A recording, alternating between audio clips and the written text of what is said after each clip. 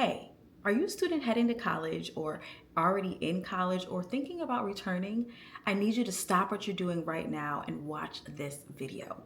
Because on July 4th of 2025, a new law called the One Big Beautiful Bill Act was signed. And this made the biggest change to federal financial aid in decades. We're talking changes to Pell Grant, we're talking changes to federal loans, and we're talking about how you pay those loans back. And it all begins July 1st of 2026. That means if you're a rising junior, senior, already in college, or thinking about heading to college, this impacts your money, your plan, and your future. But here's the problem. Most American families don't even know about these changes. The schools know, the government knows, but nobody's bringing it down in plain English. That's why I'm here. My name is Tanika Carter, and I am the founder and CEO of Pay for College, and we're all about helping students to avoid student loan debt while they're paying for school. So, in this video, I'm going to break down all of these changes with the One Big Beautiful Bill Act so that you're prepared to make a plan. So let's start from the beginning. What is this law? Well, the One Big Beautiful Bill Act, it had a lot of things in it. It had everything with taxes, immigration, spending, but in it, it also had a section that talked about how the government spends money towards higher education. Now, most of these changes do not begin until July 1st of 2026, which means that this impacts those who are applying for financial aid or going to school in the 2026-2027 school year. So this means if you are currently getting financial aid in 2025 to 2026, these rules do not apply to you just yet. But come July, the playbook changes, and I want to make sure that you are not caught off guard. Here are the 4 big areas where everything shifts. Pell Grants, who qualifies and how much you get. Federal loan limits, how much you and your parent can borrow. Loan repayment, the plans available when it's time to pay back. And lifetime borrowing caps, a hard ceiling on the total federal amount of debt that you can take out. In this video, we're going to walk through each one of these. So I want you to take notes, and I also want you to think about where your family sits because the impact looks different depending on your situation. Okay, let's talk Pell Grants first because this is where I see the most confusion, but also can be the most risk for some families.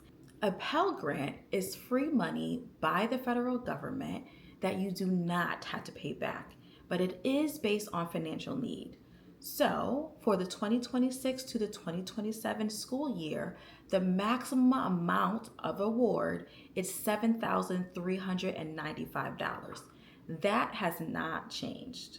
Now, this is where it gets interesting and where you need to pay attention. There is something called the Student Aid Index.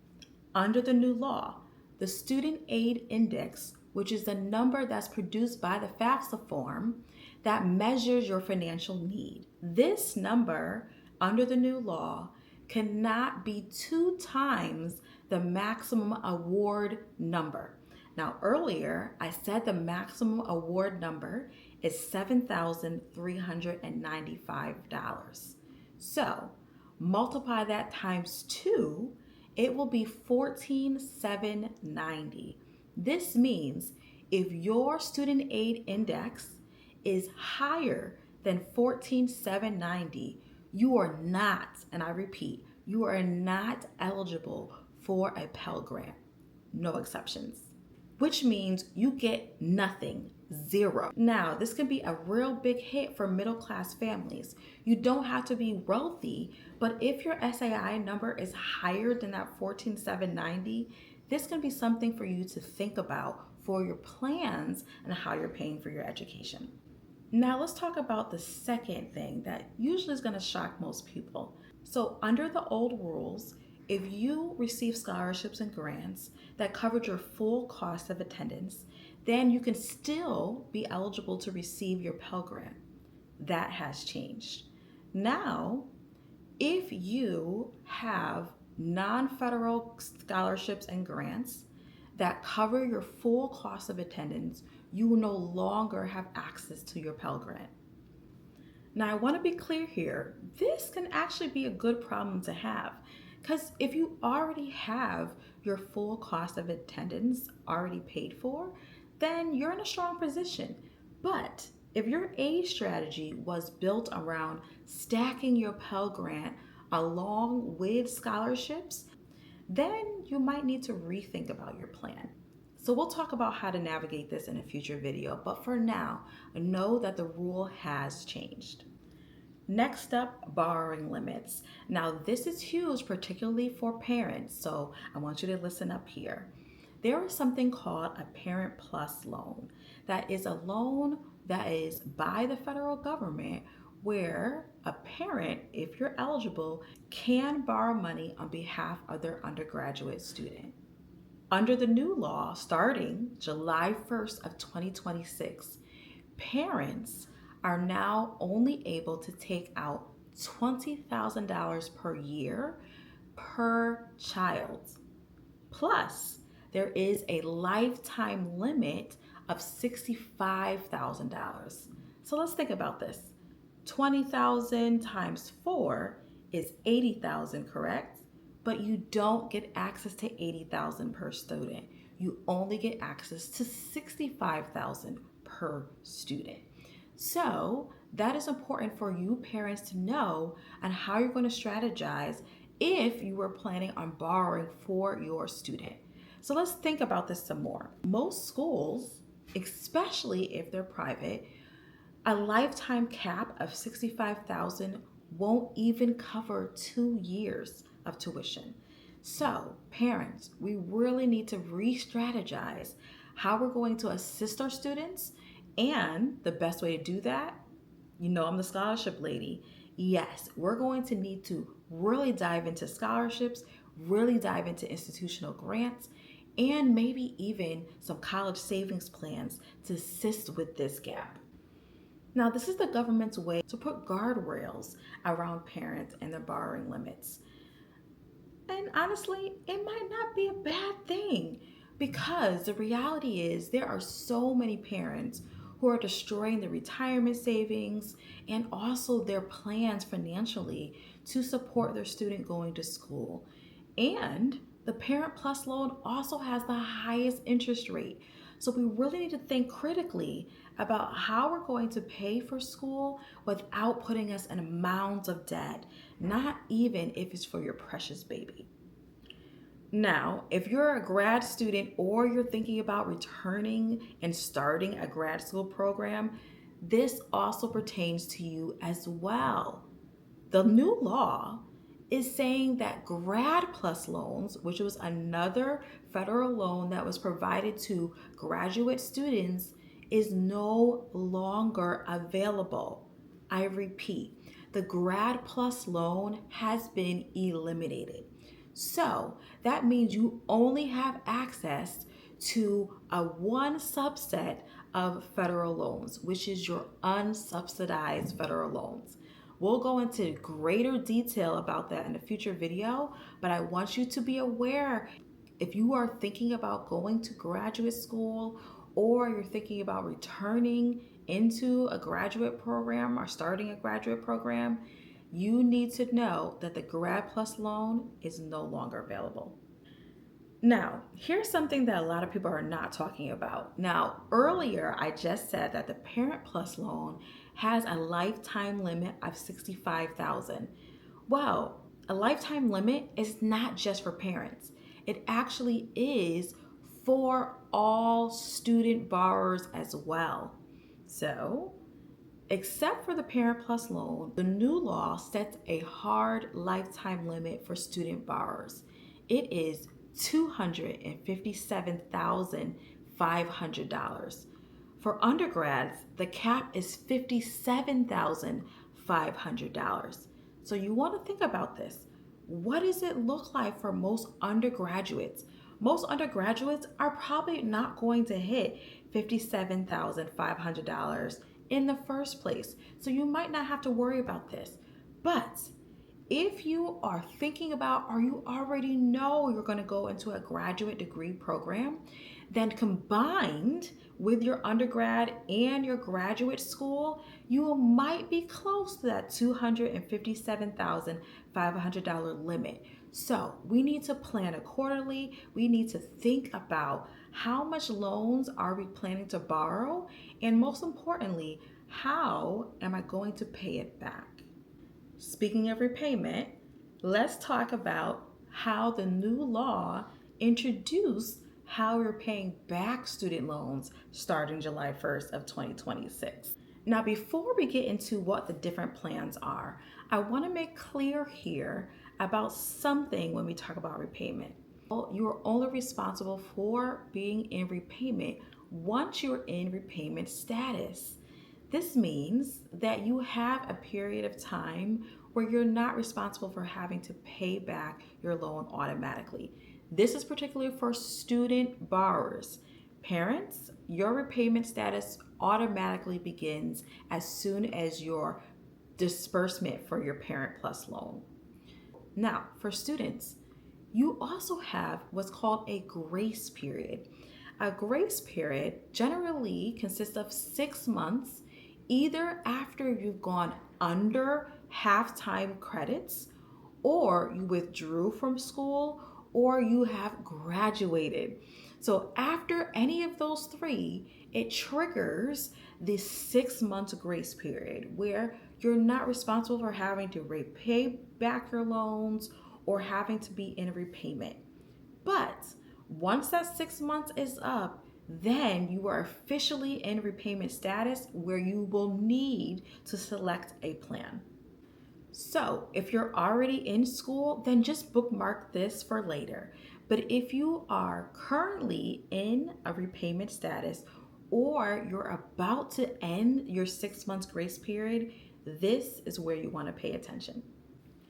Now, under the old system, there were several income-driven repayment plans: Save, Pay, Repay, ICR, IBR, and they were all based on your income rather than a fixed amount. A lot of borrowers love these because it really helped them to be able to manage their repayment plans. However, on July 1st of 2026, many of these plans will be eliminated. So, listen up. If you are taking out a new loan on or after July 1st, or your loan has been dispersed on or after July 1st, you will only have access to 2 repayment plans. One of the new repayment plans is called the Tiered Standard Repayment Plan. Now, this plan is based on fixed payments over a 10, 15, 20, or 25 years, depending on how much you borrowed. The second new repayment plan is the Repayment Assistance Plan, also called RAP, which is a brand new income-based option. So I said earlier that both of those plans are if you've taken out a new loan or have a dispersed loan on or after July 1st of 2026. But what if I already have loans? Am I only eligible for these 2 repayment plans? No, you actually can remain on your repayment plans outside of the ones that are eliminated.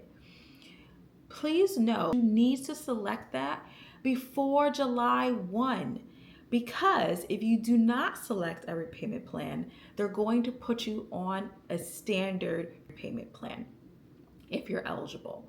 So you want to make sure that you're logging into your studentaid.gov account, you're seeing what your current plan is, see if any of those, your plan has been eliminated, and then if so, you need to apply for an income-based repayment plan if that's one you want to select, or on July 1st, you want to select your RAP repayment plan if you're eligible. There is something called a loan simulator, which is going to help you navigate and decide which repayment plan is best for you. So I highly recommend checking that out. Okay, you got the facts now. So now let's talk about what you actually need to do, because information without action is just stress. So here's your action plan depending on where you are right now. So if you are a student who's planning to go into school or you're planning on returning to school, please make sure that you are completing your 2026-2027 FAFSA form. The built-ins already with all these changes have already been made. The second thing, if you already filed or after you filed your FAFSA form, I need you to go and look at that student aid index number. What is your student aid index? Is it higher or lower than 14,790? If it is higher than 14,790, then you know you're not going to get a Pell Grant. But if it's below, then you know that you're going to expect some amount of the maximum Pell Grant, which again is $7,395. The next thing you want to do is we want to reevaluate our scholarship strategy. Again, Pell Grants, if you receive a Pell Grant, but you've already received a full cost of attendance through scholarships and grants, you won't get your Pell Grant either. So you want to make sure that you're thinking about your scholarships and applying. If you're saying, oh no, I'm not eligible for a Pell Grant anymore, and you know you're still going to have a gap, then this is a time that we get serious about scholarships, because this is the one thing that can change the game from you being in debt for years and actually being free of debt. And lastly, you want to compare your net price, not your sticker price. So every school on your list is going to have a different price, a different limit based on your financial need and also the cost to attend the school for 1 year. So make sure that you're doing your research, comparing schools, checking to see your affordability, and then we're going to talk about repayment plans. If you're close to being at the end of your grace period, or you already want to start thinking about your possible repayment plans, then you want to take a look at this website so you can start to see how you're going to look at your repayment plan options and what might be the best plan for you. Now, I want to make sure that those who are currently in college and you already have loans, I don't want you to stress, because if you have loans prior to July 1st, you can keep your repayment plans and you can also keep your current loan limits as well. You will not be impacted. It's only if you have new loans on or after July 1st. So take a breather, really look at and say, okay, I know that I'm safe here for right now, but if I'm planning on taking a new loan starting on July 1st or after, then I know I need to think about a new strategy. Also, be careful about transferring schools or even changing your major. There are some loan limits based on degree programs and even for your graduate school considerations. I want you to think about that too. There also are some loan limits in regards to that as well. There are certain graduate programs where you're only able to take $100,000 as a limit, of a lifetime limit for graduate school. And for certain graduate programs or professional degrees, you're able to take up to $200,000. So you really want to start thinking, if I'm going to graduate school, where does my graduate program fit in? You can find all this out by going to studentaid.gov. It is your best source of information to make sure that you are on track, to see what you're eligible for, to see what your lifetime limits are, and even to make a plan. You also want to talk to your financial aid office. The school already knows about these changes, so they can best assist you on what has changed for your particular higher education and also offer you support on the best ways forward. Now, I know that was a lot, but I want you to be proud of yourself, because now you know information that most Americans do not know. And that is a great advantage. And I want you to share it. I want you to share with anyone who you know is heading to college, someone that's currently in school, or someone who's planning on going to school. Now, I've also created some resources to help you. You can download the free cheat sheet that's in the description below to help you navigate everything that was covered in today's video. I also would love for you to subscribe. If this video was helpful for you and you feel like, yes, thank you so much, you want to see the next video and more information and details on how we're going to navigate the new financial aid world under these new laws, I encourage you to subscribe. I'll be here and be happy to help you answer any questions. Speaking of questions, if you have them, drop them in the chat. I'll try to answer as many as I can. Again, I hope to see you again, and I look forward to being with you as a future debt-free scholar. Bye-bye.